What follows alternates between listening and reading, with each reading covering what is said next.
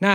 508ตั้งแต่วิสุงอปชันเตสุปิเสสาสาธารณาปฏิโยอปชันเตสุปิเอเสวนโยเป็นต้นไปในภิกษุและภิกษุณีผู้ต้องต่างกันก็ตามในภิกษุและภิกษุณีผู้ต้องอาบัติที่ทั่วไปวงเล็บแก่กันและกันที่เหลือก็ตามมีในเหมือนกันวินิจฉัยในวัตถุสภาคาทิจตุกะพึงทราบดังนี้เพราะภิกษุกับภิกษุณีเคล้าคลึงกันด้วยกายมีความที่วัตถุเป็นสภาคกันไม่มีความที่อาบัติเป็นสภาคกัน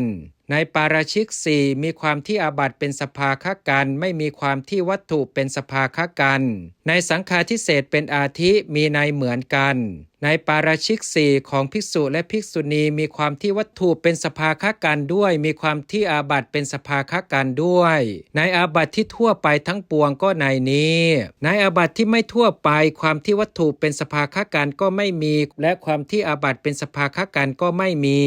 ก็ปัญหาที่หนึ่งในจตุกะต้นเป็นปัญหาที่สองในจตุกะนี้และปัญหาที่สองในจตุกะต้นนั้นเป็นปัญหาที่หนึ่งในจตุกะนี้ไม่มีความต่างกันในปัญหาที่สามและที่สี่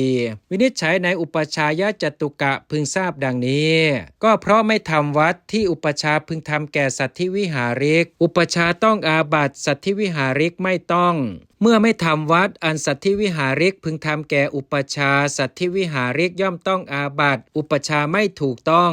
สัตถิวิหาริกและอุปชาทั้งสองฝ่ายย่อมต้องอาบัติที่เหลือทั้งสองฝ่ายไม่ต้องอาบัติที่ไม่ทั่วไปแม้ในอาจริยจตุกะก็ในนี้แลวินิจฉัยในอาทิยันตะจตุกะพึงทราบดังนี้ภิกษุถือเอาทรัพย์ที่เจ้าของไม่ได้ให้บาทหนึ่งหรือเกินกว่าบาทหนึ่งด้วยมือของตนต้องอาบัติหนักใช้ผู้อื่นด้วยสั่งบังคับว่าท่านจงถือเอาทรัพย์หย่อนกว่าบาทต้องอาบัติเบาสามบทที่เหลือพึงทราบโดยในนี้วินิจฉัยในอภิวาทนารหัสจตุกะพึงทราบดังนี้